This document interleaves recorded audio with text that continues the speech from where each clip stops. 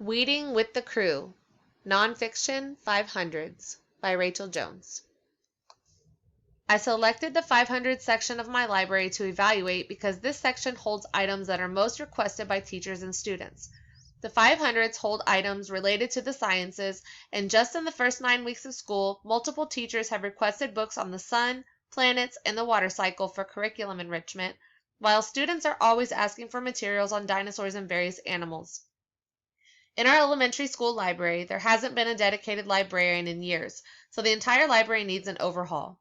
I decided to start with the most used area. The impression I got when diving into the holdings is that of what I already expected. There are many books that are outdated and have irrelevant information, boring illustrations, or both. There are even a few books from the 80s, one in which is about the moon. This is concerning due to the fact that information is always evolving in science. Specific criteria must be applied to ensure the retention of relevant and accurate materials. To effectively weed the 500s collection, I will need to evaluate scientific accuracy of all materials within this section. I will also need to keep in mind the school's curriculum needs and ensure the materials on the shelf align with the topics being taught. That being said, I must keep in mind the popular aspect of the 500s. I wouldn't weed materials that don't match the curriculum if they are popular with the students. I would, however, consider items that have low circulation and uninteresting illustrations. I will make sure the collection includes works from reputable institutions and publishers, as well as assess the physical condition of each item. The goal is to tailor the collection to meet the needs of the learning community that uses it. This means not only keeping curriculum and popularity in mind, but also the level of reading ability and embracing diverse formats, all while weeding out redundant or outdated materials. To utilize the CREW method, I will continue to evaluate and review the 500s collection by establishing a schedule.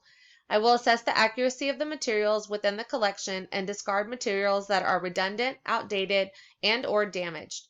I'll pay a special attention to the specific topics that are ever-changing. When it comes down to what actually needs weeding, I must also take into account my district's policies. If a book is over 20 years old, it must be considered, especially in the sciences. I would probably question some books that are 10 years old, depending on the topic. I also must consider the checkout numbers. If a book hasn't been checked out in 5 years, I must evaluate it. Since my library hasn't had a librarian in a few years, I have to take that into account, that the students haven't had access. I would then need to use my better judgment in order to determine if a book catches the interests of the community. Again, I would remove books with physical damage or outdated information. Realistically, with science, a book could be a couple of years old and be irrelevant. Here I have presented my holdings numbers for the 500 collection. This is in order to discuss how effectively this area has been weeded. It is clear that this section has not been effectively weeded or even weeded at all in quite some time.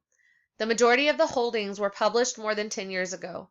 Depending on what topics these materials are on, that could mean that I have highly inaccurate and obsolete information sitting on the shelves. Although I am interested to deep dive into this collection and get it up to date, I also know that I have my work cut out for me, and this is just a small portion of the library as a whole.